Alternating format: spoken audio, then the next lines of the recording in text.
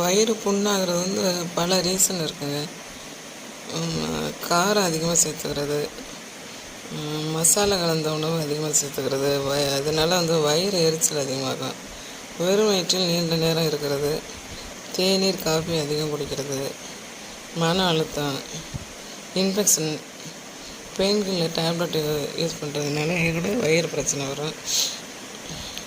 இதனால் என்னென்ன வந்து அறிகுறி வருதுன்னா, வயிறு எரிச்சல், வயிறு வலி, வாந்தி வருது போல் ஒரு ஃபீலிங் இருக்கும்.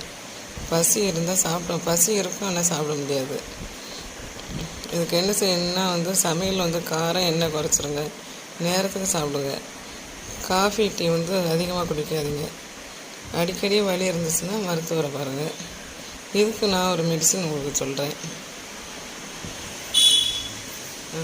வயிறு வந்து ரொம்ப புண்ணாக இருக்கும், பயங்கர வலியாக இருக்கும்.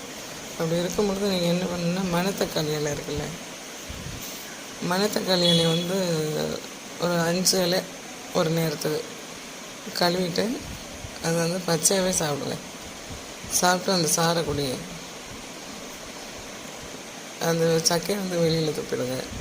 இது மாதிரி வந்து வயிறு புண்ணு ஆகிற வரையும் நீங்கள் சாப்பிடுங்க. அதுவும் ஒரே நாள்லேயே வயிறு ப்ராப்ளம் சரியாயிடும். எப்படிப்பட்ட புண்ணாக இருந்தாலும் சாப்பிட்டு எப்படி இருக்குன்னு கமெண்ட் பண்ணுங்கள்.